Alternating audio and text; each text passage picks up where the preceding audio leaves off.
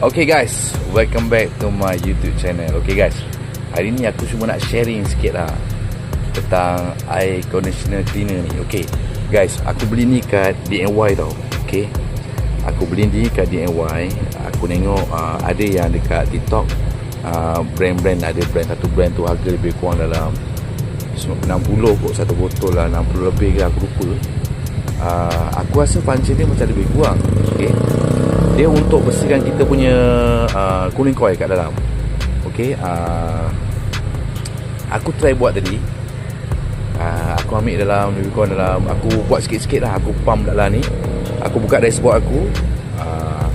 Lepas tu aku pump dekat apa tu, dekat benda ni, dekat aku punya blower kat dalam tu. Lepas tu dia punya buih ni nanti, dia buih tau, dia akan pergi dekat kau punya cooling coil yang kat dalam dashboard tu. Okay, sebab kadang-kadang cooling coil kita ni, kita tak tahu disedut apa, kotor tau.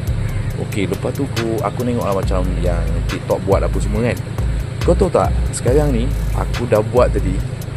Mula aku buat tu, aku macam dia punya apa tu, angin dia panas tau. Aku tunggu, aku ambil jangan masa lama sebab dia nak cuci kan. Sekali guys aku ada tadah bawah air tau, yang tempat air keluar daripada aircon tu, saluran aircon bawah kereta tu. Aku tadah, kau nak AC dia kau nak. What? Guys, ini aku bukan nak promote tau, tapi aku rasa dengan keadaan macam ni, bukan Nescafe kan, ini dah kira macam air arang tau, dekat dalam kau punya cooling coil tu. Jadi aku rasa benda tu perlu kau cuci lah. Kereta yang dah 7-8 tahun ke atas, better cooling coil kau boleh servis lah. Tapi dia tak boleh nak buat apa tu cepat-cepat.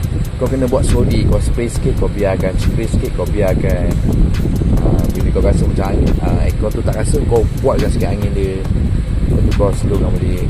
Yang penting ACC kau buka, kau gunakan aircon macam biasa, cuba kau main pada angin dia.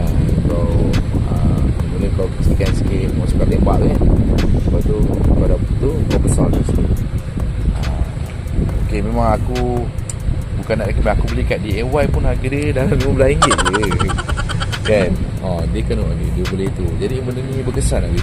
Tapi memang kau kena tunggu, dia akan keluar air putih tu. Maksudnya dia selagi dia tak keluar kotoran macam selagi tu, dia tak cuci lagi kau punya tu.